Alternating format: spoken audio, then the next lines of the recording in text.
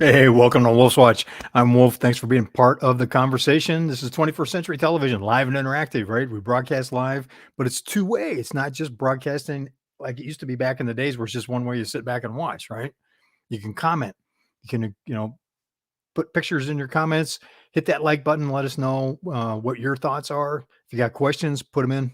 Love answering questions, having dialogue, right? This is really about dialogue. Today, consumer producer price index numbers are out. Producer inflation. It's not a good picture. It's double what was expected.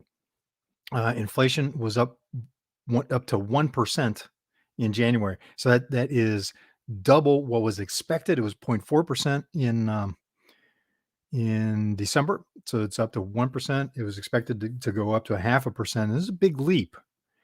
So year over year from January 2021 to January 2022 is 9.7%.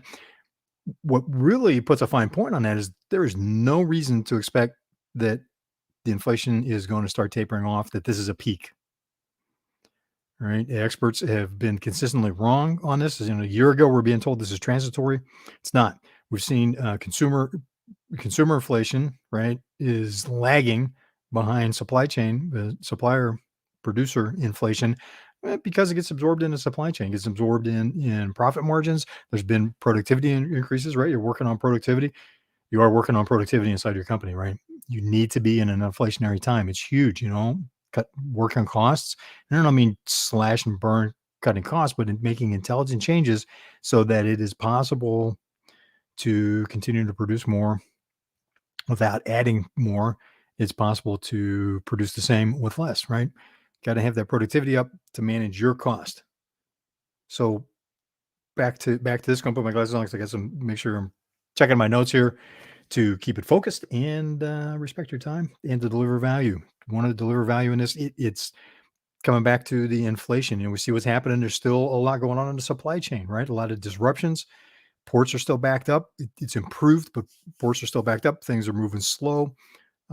There's been a lot of things blamed with that. Right now, we're hearing a lot in the media about how what's going on in Canada is the big driver on supply chain problems. Washington, the feds seem to be pushing that button. That's not true. It affects it, but really, is that affecting you immediately in your company? So it has some effect on supplies, on the supply chain. It's the problem with the supply chain right now is more complicated than that. There's not a single point of failure, not a single cause. There's lots of things going on. Canada is adding one of those because is adding to that, adding another thing to that though, with the totally peaceful protests that are being held by the truckers there, and they're exercising the right to say, hey, we've had enough. 2 weeks to flatten the curve has turned into 2 years, and they're cracking down even more, with more controls, making it harder for them to move stuff around, even though at first they were considered an essential service. Now that's changed. Not sure how that's going to work out because truck deliveries are important to North American economy, right? Anyway, just a quick factoid when we're talking about Canada. Did you know that on this day in history, on this day in 1965, the Canadian flag was approved by royal decree from United Kingdom, because that's part of, Canada's still tied to UK. They didn't have a national flag before that, and the red maple leaf, the red and white banner with the maple leaf in the center, that was not their national flag. In fact, they didn't have a national flag, official national flag, before 1965. They used the Union Jack, mostly the UK flag that you're familiar with, that we divested ourselves of in 1707, during the American Revolution in 1700s. But it's just something I found interesting. I've seen that flag all my life. Never knew that it was something that was relatively recent, that had been created relatively recently. Now, come back to what's going on in Canada. That got me thinking about some of the things that some of the really common sense statements that I've heard from some of the people that have been interviewed there. Reminded me of Thomas Paine's Common Sense pamphlet, in part because he, on February 14th, that was yesterday, in February 14th in 1776, Thomas Paine issued an update to his Common Sense pamphlet, which was the first at 46 pages, 47 pages, was the first publication to go viral, first piece of media to go viral in the United States. It wasn't really the United States just yet. We were in the midst of the revolution, and it was before Declaration of Independence was issued.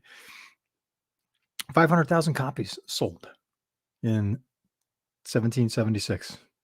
Isn't that amazing? And but anyway, something that he said in that I think rings true for today and in the larger picture of things that are happening, but also in your business. And we'll talk to that in just a second. Here's the quote from Thomas Paine. Quote, "Immediate necessity makes many things convenient, which if continued would grow into oppression. Expedience and right are different things." End quote. Thomas Paine from 1776. Expedience and right are different things. That applies in your business right now as well. 9.7% producer inflation, right? So it validates what you likely already know, the stuff you're buying to run your business, to create what you deliver to your clients, to support service delivery to your clients, has been increasing. Despite what some might say, some of the experts or some of the government folks might say, it's been increasing and significantly, and increasing more month over month, right? So it backs that up, and that's going to continue into the future. So how do you respond to that? Or are you reacting to it? Are you going, "Oh my gosh, it's going to cost how much more to buy printer ink cartridges, to buy aluminum ingots to make car wheels with?" I worked with a company that they had a manufacturing building. They make great wheels. At a manufacturing building, they bring pallets of aluminum ingots in one end, and they shipped out pallets of finished automotive, very nice looking automotive aluminum mag wheels out the other side of the building. You know, right? Labor cost, hiring people costs more. The cost of payroll is going up. So are you reacting to that? Making in the moment decisions? Sometimes that's necessary. But still, even in the moment, it is a reaction or a response. And here's the difference. Reaction is the expedient thing. Response is making a decision that's informed with enough of a deep breath in between the trigger for making the decision, for the need to make a decision and the decision that's made, to be able to make sure it's the right step to take. Right? When you're running full speed through a forest, you're still making sure you're not crashing into trees, right? You're looking ahead and going, "Okay, step left because I don't want to smack right into a tree. Lean to this side because I don't want to smack into my microphone."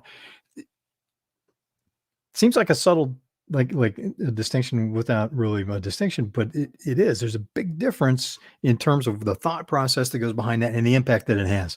So are you making expedient decisions, or are you looking for the right thing to do and then the expedient way to implement it?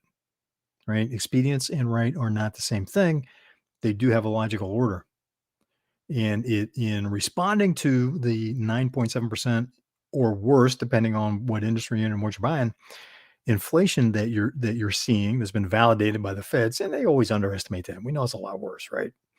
If feds say it's 9.7%, we know that's probably a minimum, if not under, way under what you're experiencing with things that you buy, rather than an average or a median, as it should be. But I won't get into the nature of statistics this time. Here's the thing to consider. What help are you going to get, right? Federal government is obsessed with Russia and Ukraine right now. Legislators are talking about spending massive amounts of more money, pumping more money into the economy to supposedly fix it. Is that going to help you? No, right? If a war kicks off overseas, is that going to make things better for you? Well, maybe, depending on what industry you're in. Probably not, but it's not going to help with the inflation. So how do you respond to the inflation?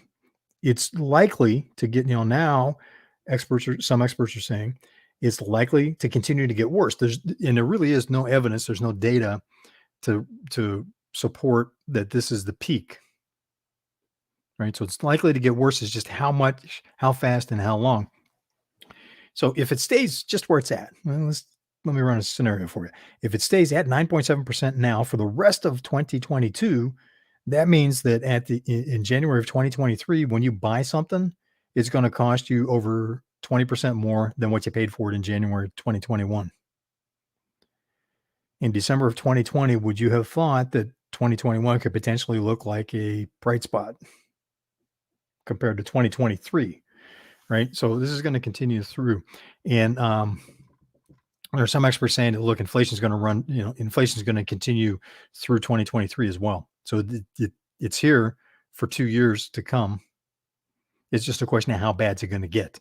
And we're already into 1970s territory, the stagflation years.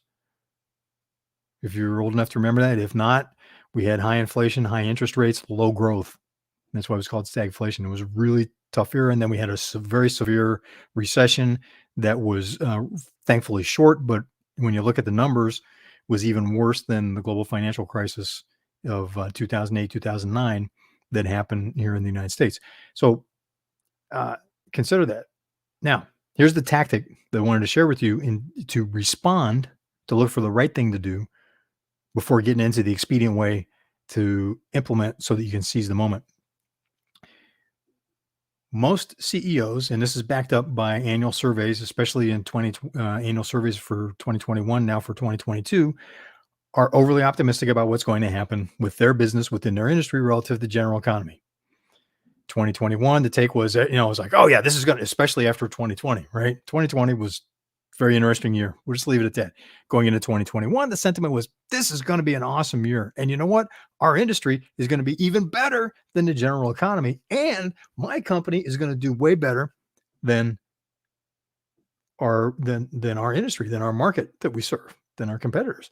Well, that's great. But that's kind of the conundrum of how can when on surveys, a lot of times you see people rank themselves in the upper half of talent, for example, relative to other people that they work with. But usually it's like 2/3 of people say they're in the top half. So how can 2/3 or 80% be in the top half?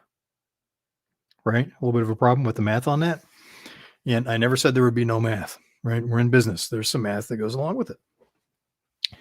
So if everyone around you is saying their business, that they think the economy is going to improve while the numbers are showing us it's not, that in terms of inflation, jobs, international scenario, supply chain right now, none of that's on the upswing. So if they think their industry is going to do better than the general economy that they already said is improving, their industry is going to improve faster, their business is going to improve faster than the general economy. And here's an interesting point. They think they are personally not going to do as well. How's that? You put those 4 pieces of information together, there's an advantage for you if you do this experiment. The economy is at best flat or contracting. Your market, even worse, your business floundering. What steps would you take to get it back on track, to move forward, to grow it in that scenario? What action would you take? Then start planning out taking those steps, how to seize that opportunity. What is the opportunity that you see in that scenario, and begin moving to seize that. Now, if you're doing that and your competitors are not, what happens? It gives you an advantage. You're thinking differently, which typically gives an advantage in the marketplace. You're looking at it from over here while they're looking at it this way. Sometimes just a small shift in perception, in perspective, can reveal a lot of opportunity, right? So that puts you in a place where you're seeing something most others aren't, and you can begin acting on it now. So what happens if that ends up not being the scenario, right? What if the most optimistic predictions prove to be correct? You just grow faster, right? It's still a net positive for you. You're still ahead of the game. So if you implement that, economy's flat or even heading into a recession, your market that you serve is doing even worse. Your business is doing even worse than your competitors and you're floundering. What are the steps you take to move forward? What opportunities would you move to seize to get back on a growth path and begin implementing that? That gives you an advantage. So as always, thanks for being part of Wolf's Watch. Appreciate you being part of the conversation. And this is episode number 161. Thank you so much for being with us along the way. Look forward to reading your comments. You're watching this on a replay. If you're not part of the live cast on this one, put your comments in. If you got questions, ask them, because we keep track of past episodes. We get notifications and go back and answer the questions. Always make sure you get your questions answered to the best of our ability. So thanks for watching Wolf's Watch.